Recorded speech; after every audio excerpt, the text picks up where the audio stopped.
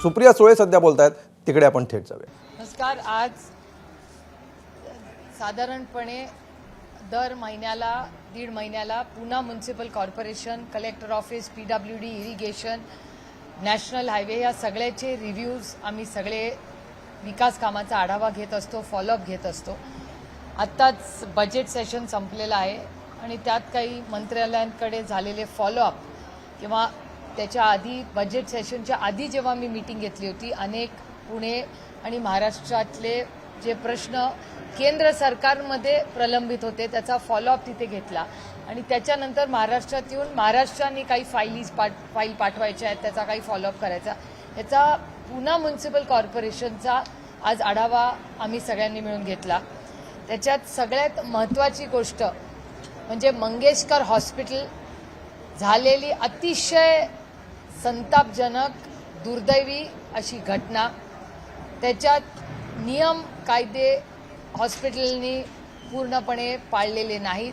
साधा टॅक्स पण पुणे म्युनिसिपल कॉर्पोरेशनचा जो हक्काचा आहे, जो तुम्हाला आणि मला आपल्या घरांसाठी भरावा लागतो, जी पुणे म्युनिसिपल कॉर्पोरेशन 10-20 हजार रुपये एखाद्या गरीब कष्ट करणाऱ्या टॅक्स भरणाऱ्या माणसाला जर एखाद्या वेळेस टॅक्स भरला नाही तर तुमच्या घराच्या, आपल्या सगळ्या पुणेकरांच्या घराच्या बाहेर येऊन ते बँड वाजवतात 5-10-20 हजार रुपयाला. पण इथे 27 कोटी 27 कोटी रुपये भरलेले नाहीत, कुठलाही बँड वाजवला नाही, काही नाही, आणि म्हणतात मॅटर सबज्युडिस आहे. आता हे म्हणजे आम्हाला तरी कुणालाच मान्य नाही आहे. आणि त्यांनी जे आम्हाला एक्सप्लेनेशन त्याचं दिलं ते कुठल्याही कायदे नियमात पुणे म्युनिसिपल कॉर्पोरेशनच्या बसत नाही. त्यामुळे हा एक अतिशय गंभीर विषय. मी स्वतः UD मंत्रालय आणि DCM-1 यांच्याशी याची चर्चा करणार आहे. आणि ही एका हॉस्पिटलला एक वेगळा नियम कायदा आणि बाकी आपण पुणेकरांना एक वेगळा कायदा, हा नियम कसा चालेल? म्हणजे गरीब कष्ट करणाऱ्या जो इमानदार आहे त्याच्या घरी जाऊन तुम्ही बँड वाजवणार आणि जो काहीतरी नियम कायद्याचा वापर करून ती व्यक्ती टॅक्स भरत नाही इतके वर्ष आणि ते कोटीमध्ये पोचतात, त्याला सो खून माफ, ऐसा नहीं चलेगा. हा देश संविधानाने चालतो आणि त्याच्यातले नियम कायदे हे प्रत्येकासाठी समानच असले पाहिजे, ती आमची आग्रहाची भूमिका आहे. त्यानंतर पाण्याचा अतिशय गंभीर विषय. पाणी अजूनही अनेक ठिकाणी पुरत नाहीये. नरेसारख्या गावात स्वच्छ पाणी पुरत नाहीये. खडकवासला धरणामध्ये जे पाणी आज खराब होत आहे, रॉ वॉटरची परिस्थिती अतिशय गंभीर आहे. नांदेडमध्ये आपल्याला सगळ्यांनाच माहिती आहे, नांदेड सिटीला आपण सगळेच एकत्र पाहणी करायला गेलो होतो तेव्हा जी रोगराई पसरली, म्हणजे आपलं भाग्य की ते वेळेत आवरतं, नाहीतर काय काय घटना तुम्ही झालेल्या तुम्ही पाहिलेल्या आहेत. त्यामुळे असं होऊ नये म्हणून आमची मागणी आहे की पुणे म्युनिसिपल कॉर्पोरेशन, PMRDA, जिल्हा परिषदनी एक पूर्ण मोठा पाण्यासाठी एक वेगळा खडकवासला धरण केंद्रबिंदू ठेवून पुणे शहराचं पाणी, ह्याची स्वच्छता हे केंद्रबिंदू ठेवून एक मोठा प्लॅन करावा. आणि माझी भेट भूपेंदर यादवांची झालेली आहे. मी त्यांच्याशी सविस्तर मागेही चर्चा केली होती, इथेही चर्चा केली होती. त्यांच्याकडे एन्व्हायरमेंट हा विषय आहे. त्यांनीही सुचवलंय की महाराष्ट्र सरकारने असे कॉम्प्रिहेन्सिव्ह प्लॅन जर आम्हाला दिल्लीला पाठवला तर अनेक ठिकाणी काही सक्सेस स्टोरीज या देशातल्या आहेत, तर आपण एक इंटिग्रेटेड पुणे शहर किंवा पुणे जिल्ह्यातले जे सगळे मोठे डॅम्स आहेत, धरणं आहेत, त्यातलं पाणी स्वच्छ ठेवून त्या शेवटच्या नागरिकाला स्वच्छ पाणी कसं पोचेल ह्याच्यासाठी आपण सगळ्यांनी काम करण्याची गरज आहे. ही त्यांची आणि आमची पूर्ण सहकार्याची भूमिका आहे. त्यामुळे आमची विनंती आहे पुण्याच्या पालकमंत्री आणि महाराष्ट्र सरकारला की पुणे म्युनिसिपल कॉर्पोरेशन, PMRDA, जिल्हा परिषद या सगळ्यांनी मिळून एक DPR अर्जंटली बनवणं गरजेचं आहे. त्यानंतर कचऱ्याचा तर क्रॉनिक इश्यू आहेच. त्यानंतर मेट्रोची आज आम्ही सकाळी जी भेट घेतली, मेट्रोचा कामचा आढावा घेतला. मेट्रो गावामध्ये सगळीकडे वेळेत झालं पाहिजे, पण त्याच्याबरोबर फर्स्ट माईल आणि लास्ट माईल कनेक्टिव्हिटी हा आजही प्रॉब्लेम आहे. फर्स्ट माईल कनेक्टिव्हिटी म्हणजे आपल्या घरापासून आपल्या मेट्रो स्टेशनपर्यंत, आणि लास्ट माईल म्हणजे आपल्या मेट्रो स्टेशन टू ऑफिस, जेव्हा कुठे जायचंय, कुठल्याही म्हणजे जाताना ऑफिसला किंवा उलटा, फर्स्ट माईल कनेक्टिव्हिटी आणि लास्ट माईल कनेक्टिव्हिटी अजून होत नाहीये. त्याच्यामुळे पुण्याच्या ट्रॅफिकमध्ये अजून फरक पडत नाहीये. आणि डिमांड अशी आहे की 5,000 बसेसची अर्जंटली पुणे शहराला गरज आहे. तर माझी विनंती आहे की 5,000 बसेस त्या तातडीने ऑर्डर केल्या पाहिजे. करोडो रुपये सरकारकडे आहेत असं एकीकडे सरकार म्हणतं, मेट्रोला 18, 20, 25, 30 हजार कोटी रुपये जर आहेत तर 5,000 बसेस घ्यायला काय फारसे पैसे लागणार नाहीत. तुम्ही इथे करोडो रुपये खर्च करून जर मेट्रो होतीये तर first and last mile connectivity होत नसेल तर the project will completely fail. त्याच्यामुळे हे 5,000 बसेस तातडीने पुणे शहरासाठी ह्या झाल्या पाहिजेत, ही आमची सगळ्यांची मागणी आहे. म्हणजे ते सगळे इन्फ्रास्ट्रक्चर व्यवस्थितपणे कनेक्ट होईल. त्याचबरोबर पार्किंगचा हा खूप मोठा गंभीर विषय होतोय. त्याच्यामुळे ही मेट्रो जेवढी चालायला पाहिजे त्या लेवलनी चालत नाही. 2 मुद्दे, एक first and last mile connectivity आणि दुसरं गुड पार्किंग. त्यामुळे या दोन्ही मुद्द्यांकडे हा इंटिग्रेटेड प्लॅन झाला पाहिजे. आणि हे मी केंद्र सरकारमध्ये जे मंत्री आहेत त्यांच्याशीही बोलणार आहे, कारण का हा फक्त पुण्यासाठी नाही आहे. आज जेव्हा देशामध्ये मेट्रोची एवढी कामं चाललेली असतील तर त्याला पार्किंग आणि नंतर हे last and first mile connectivity buses हे सगळं एक कॉम्प्रिहेन्सिव्ह प्लॅन झाला तरच मेट्रो पूर्णपणे यशस्वी होईल आणि त्याच्यानंतरच ट्रॅफिक कमी होईल. त्यामुळे ही सगळी परिस्थिती असताना केंद्र सरकारचे जे अर्बन डेव्हलपमेंटचे मंत्री आहेत त्यांचीही मी भेट घेणार आहे की पॉलिसी लेवलला याचा निर्णय केंद्र आणि राज्य सरकारने आणि पुणे प्रशासनाने घेतला पाहिजे. आणि त्याच्यानंतर 34 गावं ही जी घेतलेली आहेत त्याचा एक टॅक्सचा अतिशय गंभीर विषय. लोकसभेच्या वेळेस तुम्हाला आठवत असेल तेव्हाच्या सरकारने असं सांगितलं होतं की आम्ही टॅक्स माफी करू, स्थगिती दिली होती. माफी हा शब्द वापरला नव्हताच, पण त्यावेळेस शेतकऱ्यांसाठी माफी आणि ह्याला स्थगिती असं मला त्यांची भाषणं आठवत आहेत. तर शेतकऱ्यांच्या माफीबद्दल त्यांचा स्टँड आता आलेला आपण सगळ्यांनीच पाहिलेला आहे.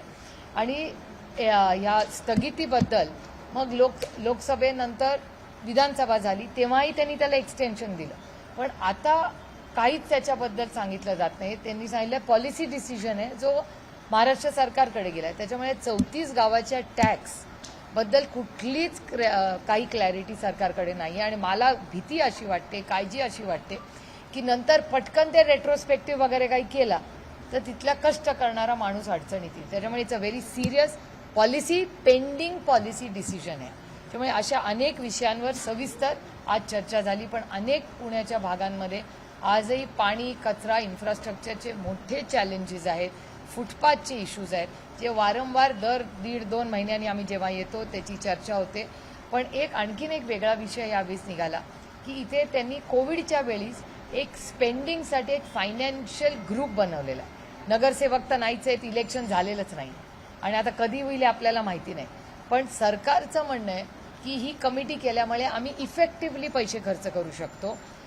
जे आधी नगरसेवक होते किंवा जे फील्डवर काम करतात त्यांचं म्हणणं आहे पैसे लॅप्स होत आहेत. त्याच्यामुळे मी यांना सांगितलंय की तुम्ही डेटा ड्रिव्हन आम्हाला सांगा. आम्हाला इथे उगाच सारखं येऊन आरोप प्रत्यारोप करत बसायचे नाही, आम्हाला रिझल्ट द्यायचे आहेत पुणेकरांना. त्याच्यामुळे हे खरंच पैसे खर्च होत आहेत का लॅप्स होत आहेत या सगळ्याचा डेटा हा मी त्यांना मागितलेला आहे. त्यामुळे पुढच्या महिन्याभरात 15 दिवसात जेव्हा मी परत येईन पुणे म्युनिसिपल कॉर्पोरेशनला तोपर्यंत या सगळ्यांची उत्तरं आम्हाला अपेक्षित आहेत. वेगवेगळ्या समित्यांनी नर्मदा, उपसंचालक, आरोग्य विभाग, राज्य सरकार आणि काही समितीचा अहवाल येत नाही 8 दिवस झालं आणि मंगेशकर रुग्णालयावर काही कारवाई करतात. मला वाटतं नाही, कारवाई झालीच पाहिजे. हे माणुसकीचा प्रश्न आहे, हा काही राजकीय विषय नाहीच आहे. खूप संवेदनशीलपणे आम्ही सगळ्यांनीच जबाबदारीने त्याच्याबद्दल बोललं पाहिजे. आणि आता मी त्या फॅमिलीला भेटायला जाणारच आहे आणि प्रशांत दादा, माझे सगळेच सहकारी गेले 2-3 दिवस रेग्युलर त्याचा फॉलोअपही घेत आहेत. त्यामुळे त्यांच्याही काही सूचना त्यांनी मला केलेल्या आहेत त्या अर्थातच मी माननीय मुख्यमंत्र्यांपर्यंत पोचवीनच. काही पोलिसांकडून जी प्राथमिक चौकशी करण्यात आली होती 2 त्याच्यातनं निकष आलेले आहेत समोर. एक तर 5.5 तास बसून ठेवले हे सीसीटीव्हीमध्ये क्लिअर दिसते. जे हॉस्पिटल खरं तर दिरंगाई केली कारण हॉस्पिटलने नाही म्हटलं होतं की ती पेशंट आमच्याकडे आली नाही आहे एवढ्या वेळ, पण सीसीटीव्हीनं ते आले. पहिला जो अहवाल आला त्यातून 5.5 तास मंगेशकर रुग्णालयानं बसून ठेवले ही एक बाब आणि 10 लाख रुपयांची मागणी केली हे देखील आता स्पष्ट झालं. खूप चुकलं मंगेशकर रुग्णालयाच्या प्रशासनाच्या हलगर्जीपणामुळे त्या तिथं जीव गेला असं वाटतं आणि कुठेतरी ऑब्व्हियस म्हणजे त्याच्यात काही चर्चा करण्यासारखं नाहीच आहे ना. 5.5 तास आणि 10 लाख या 2 गोष्टी इतक्या स्पष्ट आहेत त्याच्यामुळे त्याच्या चर्चेला काही म्हणजे त्याची गरजच नाही आहे ना चर्चा करायची. ऑलरेडी फॅक्ट्स तर आहेत ना टेबलवर. आणि दुर्दैव आहे, मला समजत नाही आहे महाराष्ट्रात काय होतंय. वारंवार तुम्ही बघताय, मला महाराष्ट्राच्या पोलिसांचा सार्थ अभिमान आहे.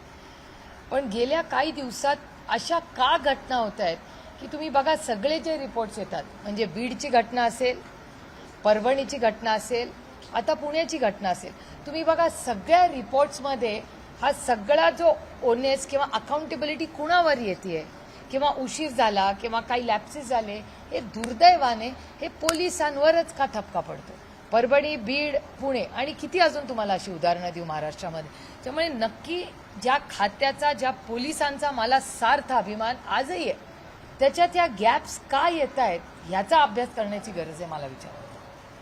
सारखंच हे खापर सगळं पोलिसांवरच का येतं, म्हणजे काय गॅप काय, का कारण काय आहे की एवढी चांगली पोलीस यंत्रणा जी आपली होती आजही आहे, अशी माझ्या अपेक्षा आहेत त्यांच्याकडून खूप, कारण का मला सुरक्षित वाटतं या राज्यात. पण मग ही गॅप सारख्या प्रत्येक सरकारी रिपोर्टमध्ये प्रत्येक वेळेस ठपका हा पोलिसांवरच का ठेवला जातो, ह्याचा काहीतरी अभ्यास कोणीतरी केला पाहिजे ना. ते जी इंटरनल समिती होती ना, त्यांनी देखील एक अहवाल, पण त्याच्यात चुकीचं असं घडलं की तिच्या पास्टचा जो त्या गर्भवती महिलेचा पास्ट होता, तो देखील समोर आला. जी खासगी माहिती होती आणि ते कोणाला दाखवायची नव्हती, फक्त डॉक्टरांना सांगितलं होतं की असं असं आम्हाला यावेळी त्रास झाला आहे म्हणून आम्ही IVF करतोय. ती खासगी माहिती ही डॉक्टरांनी स्वतःची सगळी बाजू लपवण्यासाठी मेन जो काही अहवाल दिला होता, इन्सेन्सिटिव्ह, अतिशय इन्सेन्सिटिव्ह. म्हणजे दुर्दैव आहे की इतका असंवेदनशील कारभार हा मी बीडच्या वेळीच आणि परभणीच्या वेळेस पाहिलेला आहे. अतिशय असंवेदनशीलपणे त्याचं सगळं हँडलिंग झालं. आता या मंगेशकर केसमध्येही हे खूप असंवेदनशीलपणे झालेलं आहे. आणि एक महिला, एक आई आणि प्रत्येक व्यक्ती, म्हणजे पुरुषांची पण प्रायव्हसी असते ना, असं काय आहे, म्हणजे प्रत्येक जो पेशंट असतो त्याला जेंडरमध्ये का आपण अडकावं. प्रत्येक पेशंट जो कोणी जातो त्याची प्रायव्हसी हा त्याचा अधिकार आहे, बोलायचंच नसतं बाहेर.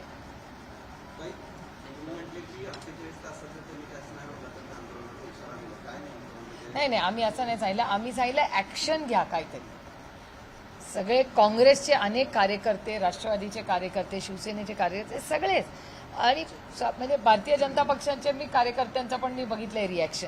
त्यामुळे मला असं वाटतं या मंगेशकर केसमध्ये कुठलंही राजकारण न आणता माणुसकीच्या नात्याने हा झालेला हलगर्जीपणा आणि अतिशय दुर्दैवी घटना, आणि त्याच्यात अपेक्षित म्हणजे जर सत्ताधाऱ्यांनाच हे हाल होत असतील तर सर्वसामान्य माणसं, म्हणजे it speaks about the system. म्हणजे जर माननीय मुख्यमंत्र्यांच्या ऑफिसमधून फोन जाऊन जर मदत मिळत नसेल तर मग कुणाला न्याय मागायचा आहे राज्यात. हे पूर्णपणे सरकारच्या सिस्टमचं फेलियर आहे. या सरकारने आत्मचिंतन केलं पाहिजे की सगळ्यात मोठ्या ऑफिसमधून फोन जातो, मुख्यमंत्र्यांच्या ऑफिसमधून फोन जातो, आणि त्याच्यात एखादं हॉस्पिटल त्याच्यावर रिॲक्ट करत नाही. हे दोन्ही बाजूचा विचार आहे. मुख्यमंत्र्यांच्या ऑफिसच्या यंत्रणेनेही विचार केला पाहिजे आणि हॉस्पिटलनी तर केलाच पाहिजे, आणि हॉस्पिटलवर ऍक्शन झालीच पाहिजे. आणि कोणी फोन केला याला महत्व नाही, का माणुसकी राहिली की नाही. दरवेळी सत्ता, पैसा ह्याच्यावरच सगळं माणूस जगणार या देशात. अतिशय दुर्दैवी आणि अस्वस्थ करणारी घटना आहे.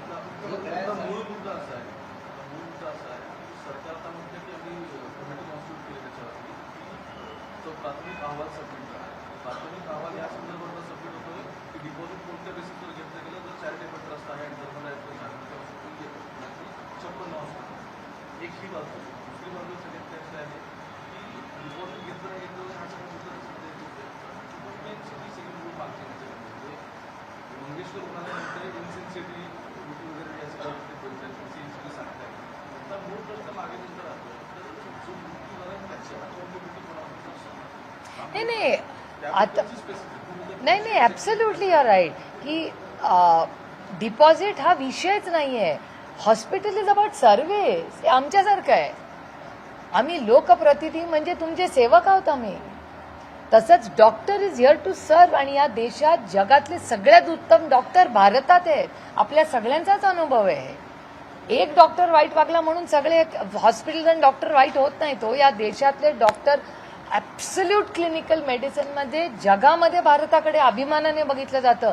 म्हणजे अनेक वेळा अशी चर्चा पार्लमेंटमध्ये आम्ही केली की आपले इतके चांगले डॉक्टर्स आहेत की ज्याला इंग्रजीमध्ये त्याचा टुरिझम म्हणजे तुम्ही चुकीचा अर्थ प्लीज काढू नका, पण मेडिकल टुरिझमसाठी एक खूप मोठी ऑपॉर्च्युनिटी या देशात आहे. त्याचा प्लीज चुकीचा अर्थ काढू नका. Medical tourism is not a bad word.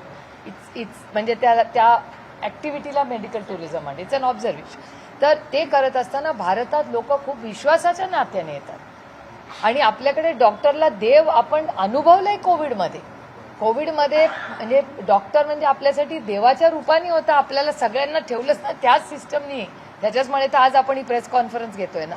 त्यामुळे डॉक्टर आणि हॉस्पिटलचं contribution is phenomenal in this country. पण ह्या एका हॉस्पिटलमधली अकाउंटेबिलिटी जी झाली ती अकाउंटेबिलिटी त्या हॉस्पिटलवरच सांगते. The buck stops there. त्यामुळे त्या हॉस्पिटलला त्याची अकाउंटेबिलिटी घ्यावीच लागेल. There is no excuse. एक मिनिट, हे सगळे विषय उद्या मग घेऊ.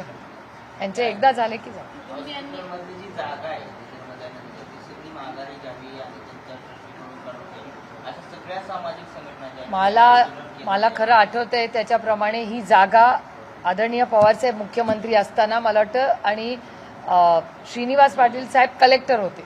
ते खरं सांगू शकतील म्हणजे प्रोसेस कशी झाली. त्या काळामध्ये आदरणीय पवारसाहेब मुख्यमंत्री आणि श्रीनिवास पाटील साहेब कलेक्टर त्या काळामध्ये ही जमीन देण्यात आली आणि मला वाटतं लता दिदींनी तेव्हा मोठं इंटरव्हेन्शन केलं होतं आणि त्यातून हे हॉस्पिटल उभं राहिलं. हा त्याचा इतिहास आहे. आणि त्यानंतर अनेक वर्ष त्या हॉस्पिटलमध्ये सगळे लोक जात असे. म्हणजे किती 20 वर्ष झाली असतील ना. 20हून जास्ती झाली या हॉस्पिटल व्हायला. आणि साधारणपणे काय काय कंप्लेंट्स कमी जास्त येत होत्या. पण शेवटी हॉस्पिटल आहे त्याच्यामुळे प्रत्येकजण चला मदत करा, रिक्वेस्ट करा अशा भूमिकेत होते.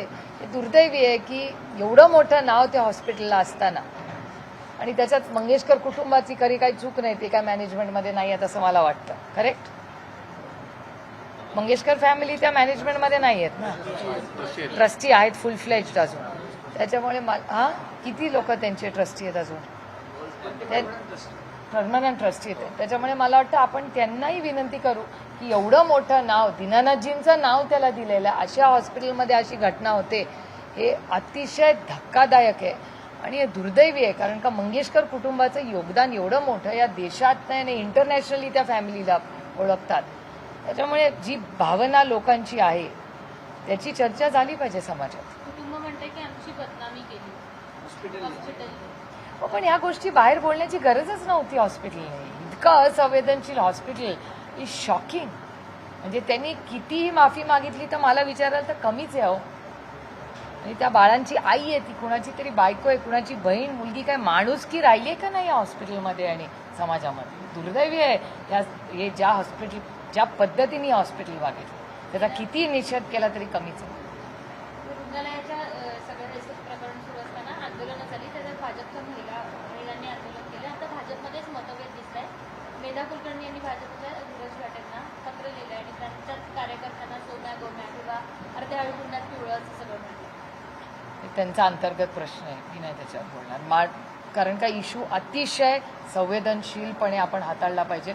ही काय राजकारण आणि संघटना कुठला पक्ष काय करतं ह्याच्यावर मी बोलणार नाही आज. दिस इज नॉट अ पॉईंट.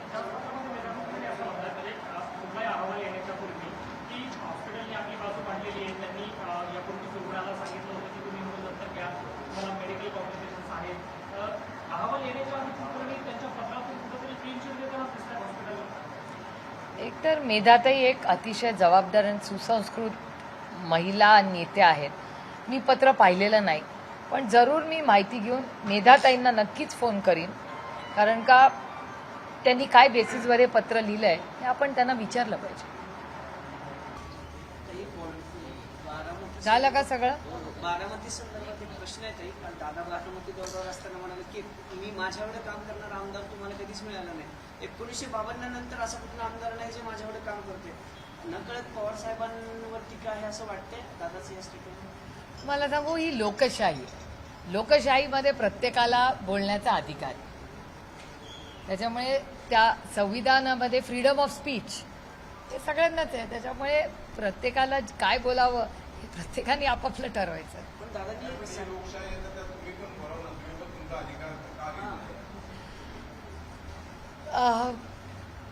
काहीतरी वडिलांकडून आलं पाहिजे ना. Silence has huge power. नाही नाही, पण दादांनी साहेबांसोबत अनेक वर्ष काम केले. बारामतीत तुम्ही दोघांनी बारामतीसाठी काम केलेलं आहे. लोकसभेसाठी तुम्ही आणि विधानसभेसाठी दादा म्हणजे बारामती मतदारसंघात. त्या 1952 पासूनचा इतिहास काल दादांना का आठवला असावा? हा प्रश्न तुम्ही त्यांना विचारला पाहिजे, मी कसं उत्तर देणार? मला माहिती आहे दादा काय उत्तर देणार आहे. मला नाही माहिती बा, मी कसं, I can think for myself, I can think for two. त्याच्यामुळे तुम्हाला प्रश्न त्यांनाच विचारायला लागेल. बहीण म्हणून तुम्ही विचारणार का कांतकडून की आमचं काय 52 नंतर कुठल्या आमदारांनी काम नाही केलं असं वाटतं? हा विषय काही नात्याचा नाही आहे, हा एक प्रोफेशनल विषय आहे.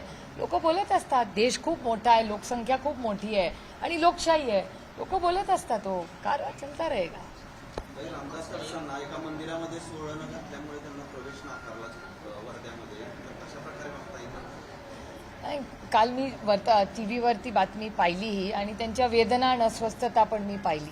हे दुर्दैव आहे, कारण का मला असं वाटतं आपण जे काय करावं ते आस्थेने करावं, मनापासून करावं. आणि संत परंपरा ही महाराष्ट्राची परंपरा आहे. आणि आपला पांडुरंग म्हणजे माझ्या विठ्ठलावर प्रचंड प्रेम विश्वास आहे माझ्या मनात. आपला पांडुरंग काय सांगतो, म्हणजे हा एकच देव असेल जो म्हणतो की माझ्याकडे यायची घाई करू नका, तुम्ही जर चांगलं काम करेन तर मी तुम्हाला दर्शन द्यायला येईल. हीच तर आपली परंपरा आहे, हीच तर आपली संत परंपरा आहे. त्यामुळे ह्या परंपरेत मी लहानाची आणि ह्या संस्कारात मी मोठी झालेली आहे. त्याच्यामुळे ह्या सगळ्या ज्या गोष्टी आहेत आणि भावना चांगली असली पाहिजे. चांगल्याच भावनेने तुम्ही दर्शन घ्यायला कुठेही गेला तर काय त्याच्यात गैर आहे, चांगल्याच हेतून इथे गेले होते ना. त्याच्यामुळे दुःख वाटलं मला की हे अशा पद्धतीने त्यांना वागणूक दिली, वाईट म्हणजे आम्हाला अस्वस्थ करणारी आहे. त्यात जोडून मुख्यमंत्री तीर्थाचं दर्शन जी योजना आहे त्याच्यात सगळेजण 6 महिन्यापासून त्या योजनेपासून वंचित. माझी भाषणं काढून बघा, माझी सगळी भाषणं तुम्ही काढून बघा गेल्या 6 महिन्यातली. ती तुमच्या प्रेस कॉन्फरन्सेसचे प्रश्न हे 6 महिन्याचे माझी भाषणं आहेत. हे मी मागेही तुम्हाला बोलले होते आणि आजही बोलते. म्हणजे आज सेन्सेक्सचं जे तुमच्या सगळ्यांवर हेडलाईन आहे, माझ्या फायनान्स बिलच्या भाषणात मी निर्मलाजींना हेच सांगितलं होतं. माझं भाषण काढून बघा फायनान्स बिलवरचं. मी बजेट आणि फायनान्स बिलवर बोलताना सांगितलं होतं की the entire Sensex is under pressure. मध्यम वर्ग इन्व्हेस्टमेंट म्हणून त्यांचे कष्टाचे टॅक्स भरलेले पैसे ह्या सगळ्यात टाकतो, ह्याच्यात भरडला जाईल सगळा मध्यम वर्ग. त्याच्यामुळे मार्केट्सवर लक्ष ठेवा. हे मी पार्लमेंटमध्ये 1 महिन्यापूर्वी बोललेले होते. आणि टॅरिफचं इम्प्लिमेंटेशन आजच मी एका चॅनलवर पाहिलं, कोणीतरी एक्सपर्ट होते ते. मी काय फायनान्शियल तज्ज्ञ नाही ना टॅरिफची तज्ज्ञ आहे, पण इतकं मला इकॉनॉमिक जरूर कळतं. त्या व्यक्तीने असं एका चॅनलवर आज सांगितलं, कोणतरी एक्सपर्ट होते, की 26% कमी नाही, 27% टॅरिफ त्यांना कमी वाटतं त्या एक्सपर्टला. 10 कालच्या व्हायरल तुम्ही सगळ्यांनी पाहिलं असेल, मी स्वतःच अनेक जणांना पाठवलं की आपल्या सिंगापूरच्या प्राईम मिनिस्टरचं एक स्टेटमेंट आहे, 5 मिनिटाचा तो व्हिडिओ आहे. त्याच्यात सिंगापूरला फक्त 10%च टॅरिफ्स लावलेले आहेत, तरी त्यांनी एवढे मोठे इंटरव्हेन्शन्स केलेले आहेत आणि दे आर ऑलरेडी प्लॅनिंग.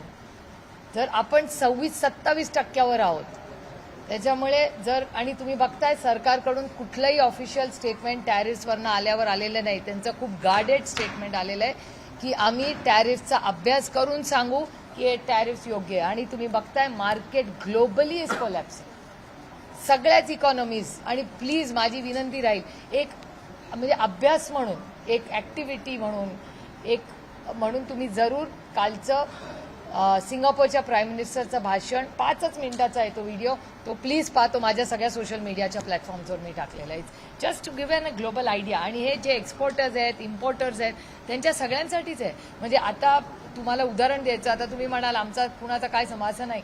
माझ्या लोकसभा मतदारसंघातून प्रत्येक तालुक्यात गोष्टी एक्सपोर्ट होतात, प्रत्येक तालुक्यात लोणचं जातं, फळं जातात, साखर जाते, एव्हरीबडी इज इम्पॅक्टेड. सगळ्या ज्या मोठ्या फॅक्टरीज आहेत, कल्याणी आहेत, बजाज ऑटो आहे, सगळं एव्हरीबडी इज इम्पॅक्टेड. त्यामुळे टॅरिफ्समुळे हे जे बदल होत आहेत ग्लोबल इकॉनॉमीमध्ये, आणि आपली इकॉनॉमी इन्स्युलेटेड नाहीत. We are not an insulated economy. आणि तुम्ही बघताय रेपो रेट पण, कालच तुमच्याच कुठल्या तरी वर्तमानपत्राच्या चॅनलमध्ये मी वाचलं की रेपो रेट पण आज बदलायची शक्यता आहे, अशी आज आरबीआय आता तर आज काहीतरी आरबीआय गव्हर्नरचं स्टेटमेंट येणार होतं, त्याच्यामुळे आज ते येणार आहे. These are all alarming things. आणि आमची पार्लमेंटमध्ये हीच आहे की आम्ही विरोधक म्हणून ही टॅरिफची चर्चा विरोधक म्हणून करता कामाच नाही. It is about India's economy. त्याच्यामुळे खूप याचे रेपरकर्शन्स असणार आहे. एकनाथ शिंदेच्या काळाचे एक जलपर्यटन प्रकल्प होता सातारा. सरकारमध्येच एकमत आणखी झालं नाही का? इतके दिवस सरकार आलं. आणि अनेक वेळा असे आरोप झालेत. भारतीय जनता पक्षाचे 3 आमदारांनी पुण्याच्याच रस्त्यांची इन्क्वायरी लावली. तुम्ही ऐकलं, तुमच्याच चॅनलवर मी पाहिलेले. मला चॅनल आणि वर्तमानपत्रातूनच बातम्या येतात ना. आपण महाविकास आघाडीला स्थगिती सरकार म्हणणार आहे सरकार. तुमच्या प्रश्नातच माझं उत्तर आहे. मी काय सांगते, माझी 6 महिन्यापूर्वीची भाषणं आणि तुमचे प्रश्न प्लीज कोरिलेट करा. ताई, एकीकडे तुम्ही लोकशाहीचं म्हणलं ना, diary of a home minister आणि देशमुखांची जी पुस्तक आहे त्याच्यावर बंदी घालण्याची तयारी सरकार करते. असं कानावर सारखं वारंवार येत आहे. आम्ही तर लोकशाहीवाले, आम्ही दडपशाहीवाले नाही. त्याच्यामुळे हे दुर्दैव आहे की अशी एक समाजातून आम्हाला पत्रकारांकडून सातत्याने माहिती येते की अनिल देशमुख साहेबांचं जे पुस्तक आहे त्याच्यावर बंदी आणणार अशी बातमी आम्हाला अनेक म्हणजे एरियाजकडून कळते. अनेक लोक आम्हाला सांगतायत. त्याच्यामुळे ती होऊ नये. अर्थातच कशाला त्याची कराय, म्हणजे काही गरज नाही त्याच्यात, अशी काही माहिती नाही. आणि ज्या गोष्टी खऱ्या आहेत त्याच देशमुख साहेबांनी त्याच्यात लिहिलेल्या आहेत आणि ते सगळं ऑथेंटिकेट करायला तयार आहेत. ते सगळं ऑथेंटिकेट करू शकतात. त्या पुस्तकात जे जे अनिल देशमुख साहेबांनी लिहिलेलं आहे ते ऑथेंटिकेट करू शकतात विथ डॉक्युमेंट्स.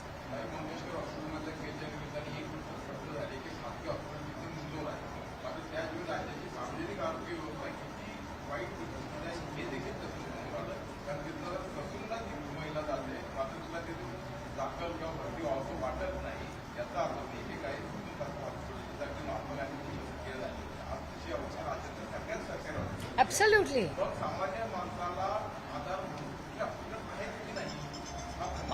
पूर्णपणे तुमचं हे आर्ग्युमेंट बरोबर आहे. या सगळ्यासाठी आम्ही अनेक दिवस, म्हणजे मुंबईची पण हॉस्पिटल्स, तिथे सगळ्यात उत्तम डॉक्टर हे KEMच आजही देशात तयार करतात. सायन हॉस्पिटल, सगळे मोठे डॉक्टर्स या राज्यातले देशातले ह्याच विजय मेडिकल. म्हणजे आपण विचारतो शिक्षण कुठे झालं, तो म्हणला KEM मध्ये शिकलं की आपण म्हणतो वा वा एकदम बेस्ट डॉक्टर असणार. त्याच्यामुळे तो एक जो शिक्षणाचा भाग आहे. आणि त्याच्यानंतर एवढे टॅक्सीज, मी तर माझं भाषणच आहे, मेट्रोला माझा अजिबात विरोध नाही, पण जर तुम्हाला हजारो करोड रुपये तुम्हाला मेट्रोसाठी आहेत तर काही पैसे हे आरोग्यामध्ये, ही सगळी जी हॉस्पिटल्स आहेत ती कॉर्पोरेशनचीच आहेत ना. काही सरकारची आहेत, काही कॉर्पोरेशनची आहेत. पुणे म्युन्सिपल किंवा मुंबई म्युन्सिपल कॉर्पोरेशनचीच तर मोठी हॉस्पिटल्स आहेत. तशीच परिस्थिती इथे आहे. तर का नाही हा निधी तिथे जात? एकीकडे सरकार म्हणतं आमच्याकडे एवढा निधी आहे, एकीकडे म्हणतं आमच्याकडे निधी नाही. तर नक्की फायनान्शियल पोझिशन महाराष्ट्राची काय याचा एक व्हाईट पेपर सरकारने पारदर्शकपणे महाराष्ट्राच्या मायबाप जनतेला द्यावा की what is the financial position of Maharashtra today. महाराष्ट्राचं फिस्कल डेफिसिट काय, खरे नंबर्स काय आहेत हे पारदर्शकपणे, महाराष्ट्राची इकॉनॉमी काय आहे, ग्रोथ रेट काय, हा पारदर्शकपणे महाराष्ट्राच्या मायबाप जनतेला सांगितला पाहिजे. कारण का ते स्कीम्स बंद करतायत. मग स्कीम्स का बंद करतायत? इलेक्शनच्या आधी स्कीम चालू होती, आता बंद झाली. याचा अर्थ पैसे नाहीत. It's not rocket science. आणि केंद्र सरकारचा जो डेटा सांगतोय तो सांगतोच आहे की Maharashtra is under financial distress. म्हणजे एव्हिडेंटच आहे. मी काय नवीन माहिती सांगत नाही. जी केंद्र सरकार आम्हाला माहिती देते आणि महाराष्ट्र सरकार जे बजेट सांगते ते कोरिलेट करा. त्याच्यामुळे ह्याच्यावर एक व्हाईट पेपर काढावा महाराष्ट्र सरकारने.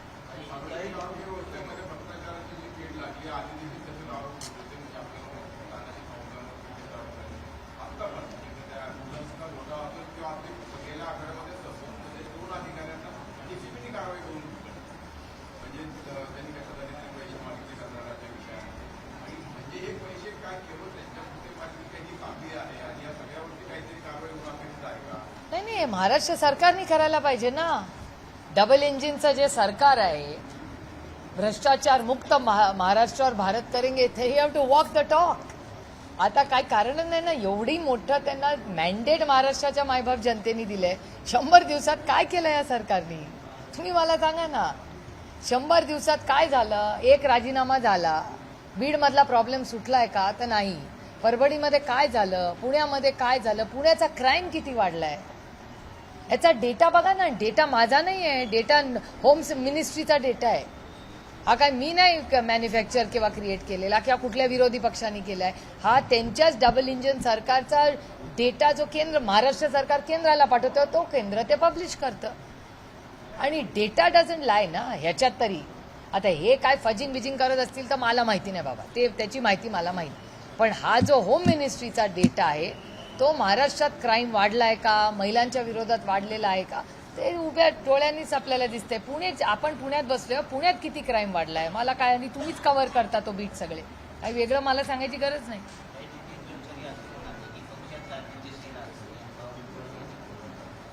बावनकुळेंनी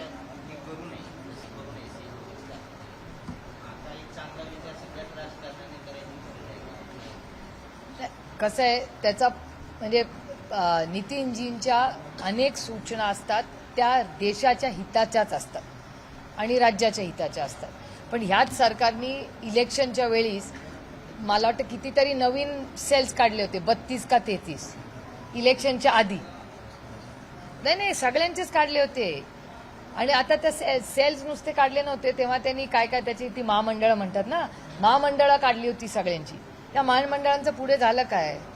किती तुम्हाला मी गोष्टी दाखवू की इलेक्शनच्या लोकसभा आणि विधानसभेमध्ये कोणीतरी त्याचा अभ्यास करायला पाहिजे, कोरिलेट करा की लोकसभेच्या नंतर विधानसभेपर्यंत किती निर्णय या सरकारने घेतले आणि त्याची 100 दिवसात किती अंमलबजावणी झाली याचा खरं तर एक अभ्यास केला पाहिजे आपण सगळ्यांनी. म्हणजे त्यातला अर्धाहून डेटा आम्ही तर बोलून थकलोय, इतका डेटा आहे तो. म्हणजे इथे आपण दिवसभर बसलो तरी वेळ कमी पडेल अशी परिस्थिती आहे सरकारची. मंत्री स्थापनेवर असलेले जे काही अधिकारी आहेत तेही वेतनापासून वंचित आहेत. ज्या विभागातून प्रतिनियुक्त करण्यात आलेले अधिकारी आहेत त्यांनी नाहरकत प्रमाणपत्र देऊनही त्यांना वेतन मिळालेलं नाही. हे प्रश्नाची उत्तरं मला नाही विचारायची, सरकारला विचारायची. डबल इंजिन सरकार.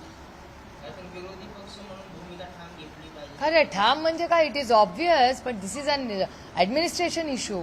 हा सरकारला तुम्ही प्रश्न विचारला पाहिजे. सत्तेमध्ये येताना मोठी मोठी भाषणं करत होते ना, मोठ्या सभा करत होते ना. कारण हा विषय नाही, ते बोलत नाही तो माझा प्रॉब्लेम नाही आहे. तो आता हे दुर्दैव आहे की महाराष्ट्रातले विधानसभेच्या आधीची 100 दिवस आणि विधानसभेच्या नंतर 100 दिवस याच्यावर एक मोठे सिरियल होईल. एवढा डेटा आहे त्याचा. त्यांनी जे सांगितलं ते आणि आता करतायत 100 दिवसात ते. झालं मराठी झालं असेल तर इंग्लिशमध्ये. कोणाची? हां पदी निवड करण्यात आली. खरं तर ते गेल्या अनेक दिवसापासून त्या पदावर वाद होता. आता परत त्यांना त्यांच्यामुळे पण बाकीच्या वादावरून सध्या चर्चा लागेल काही दिवसात पदावर. त्याच्यावरूनच एक प्रश्न असा की नागपूरची एक जमीन होती ती इथल्या युजीसीच्या पैशाचा गैरवापर करत ज्यांनीही केले ना त्यांनाही नागपूरच्या आणि त्या संबंधित व्यक्तीला अटक केली गेल्या अनेक दिवसापासून. पण लक्ष राज्य सरकारचं नाही होतं. गोखले इन्स्टिट्यूट. गोखले इन्स्टिट्यूट ही एक राज्यातली नाही देशातली अतिशय उत्तम संस्था आहे. अजित रानडे हे या राज्यातले नाही देशाचे अतिशय उत्तम इकॉनॉमिस्ट म्हणून त्यांची एक वेगळी ओळख मेरिटवर त्यांनी केलेली. आणि ही संस्था चालवत असताना ते काय तिथे नोकरी मागायला आले नव्हते. सरकार हे डबल इंजिनचं सरकारनीच त्यांना सांगितलं होतं की तुम्ही इथे या, तुमच्या एक्सपर्टीजचा उपयोग होईल, म्हणून अजित रानडेंना तिथे ती जबाबदारी दिली. आणि त्याच्यानंतर ज्या पद्धतीने त्या पूर्ण संस्थेमध्ये हा जो हे चाललेलं आहे अतिशय दुर्दैवी आहे, त्याचा आम्ही जाहीर निषेध करतो. चांगल्या संस्था आणि गव्हर्नन्स इन्स्टिट्यूशन्स इज कंटिन्युटी. कोणी एक व्यक्ती ते करत नाही, ही कंटिन्युटी असते. आज आम्ही आहोत, उद्या दुसरं कोणीतरी ती संस्था चालवेल असं नसतं. त्याच्यामुळे आपण कस्टोडियन्स, आपण कुठलेही मालक नाही आणि या गैरसमजाती कोणी राहू नये. We are custodians. तर ह्या सगळ्या संस्था असेल, सरकार असेल किंवा काही कुठल्याही अशा ज्या सार्वजनिक काम करणाऱ्या ज्या योजना असतील, सरकार असतील किंवा इन्स्टिट्यूशन्स असतील, हे सगळ्याचे कस्टोडियन्स इज आर लिमिटेड रोल आणि गव्हर्नन्स इज कंटिन्युटी. प्रत्येकाचं कॉन्ट्रीब्युशन असतं त्याच्यामध्ये. तर या गोखले इन्स्टिट्यूटचं खूप एक वेगळी मानाची ओळख ही या देशामध्ये आहे. तिथे हा सगळा जो कारभार गेल्या वर्षभरात झालेला आहे त्याचा आम्ही जाहीर निषेध करतो. आणि अकॅडमिक्स म्हणजे एकीकडे केंद्र सरकार म्हणत असतं की पेटंट्स चायनाचे आपल्यापेक्षा जास्त आहेत, रिसर्च चायना आपल्यापेक्षा जास्त. अरे गोखले इन्स्टिट्यूट सारख्या इन्स्टिट्यूटला एवढं तुम्ही फक्त ॲडमिनिस्ट्रेशनवरून गोंधळ घातला तर मग रिसर्च करणार कोण या देशात? आणि तो फ्री फॉर ऑल असला पाहिजे, तो मन मोकळेपणेच लोकांनी तो केला पाहिजे. Data cannot be fudge for the convenience of any governance or any government. Kunal कामरांनी मुंबई उच्च न्यायालयात याचिका दाखल केली आहे. मुंबई पोलिसांनी खार पोलीस ठाण्यात वर्ग केलेले सगळे गुन्हे रद्द करण्याची मागणी केली. मला असं वाटतं की या सगळ्याच घटनेमध्ये अनेक लोक दुखावले गेले असतील, मान सन्मान झाला असेल, कोणी दुखावले असतील. मला असं वाटतं ह्या विषयामध्ये कधीतरी आपण कुठेतरी थांबून एक पडदा टाकावा, हे माझं वैयक्तिक मत आहे. आणि एक ठीक आहे, आता दुखावले गेले, त्याच्यावर एक रिॲक्शन झाली, तोडफोड झाली, अनेक गोष्टी झाल्या, केसेस झाल्या वगैरे वगैरे. मला असं वाटतं आपण सगळ्यांनीच आता त्याच्यावर खूप वेळ झालेला आहे, त्याच्यावर पडदा टाकून प्रत्येकाने आता कामाला लागावं. राज्यासमोर खूप मोठी आव्हानं आहेत. टॅरिफ्समुळे आपण सगळेच खूप चॅलेंजेसमध्ये आज आहोत. आज देशाची इकॉनॉमी, राज्याची इकॉनॉमी, पुढे होणारा विकास, याच्यामुळे खूप आपल्या इकॉनॉमीमध्ये डिस्रप्शन्स म्हणा, बदल म्हणा, हे येणार आहेत. हे पॉलिसी मेकर्सनी अशा विषयावर गांभीर्याने करावं. त्यांना जर दुःख झालं असेल तर मी समजू शकते. आणि मी म्हणजे कोणी कुणाबद्दल काय बोलावं वगैरे त्याची एक थोडीशी आपणच स्वतःवर एक मर्यादा घालून घ्यावी. आता झालं, तोडफोड झाली, जे झालं ते झालं, त्याच्यावर आता पडदा टाकून आपण पुढे कामाला लागूया, असं माझं वैयक्तिक मत आहे.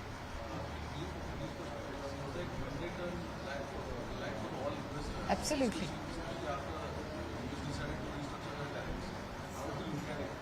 I'm not surprised at all because this was something expected. Over a month ago, during the budget session, I had extensively spoken about this. It was very. I'm not nor am I an economist, nor am I a financial expert. But somebody as amateur as me could predict this and could see it's going to happen in the next few days. I'm surprised that the government didn't see this coming. I'm really surprised. It was very much expected. You're part of the policy. What is you're part of the sorry. You always been part of the policy making and everything. Now you're since 2009. Do you think reciprocal tariff would be the feasible way to go ahead with all the trade?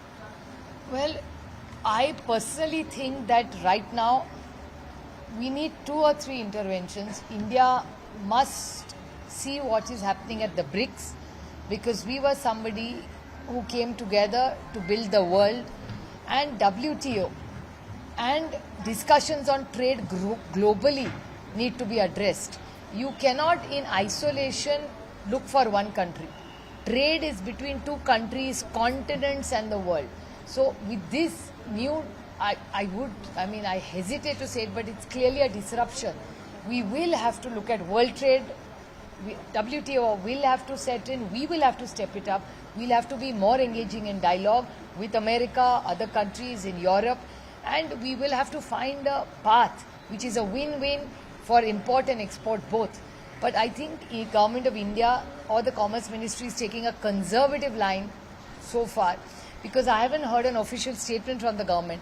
They are treading very, very carefully, which is not a wrong way of doing it. I think let's wait for the entire story to unfold. But clearly, globally, we see most leaders globally are reacting to this, and that's what is showing up in, as expected, in all what has happened today in the markets. So I think it's a very, very tight walk that government needs to take, but government must engage more and more with BRICS and WTO. झालं? ABP माझा, उघडा डोळे बघा नीट.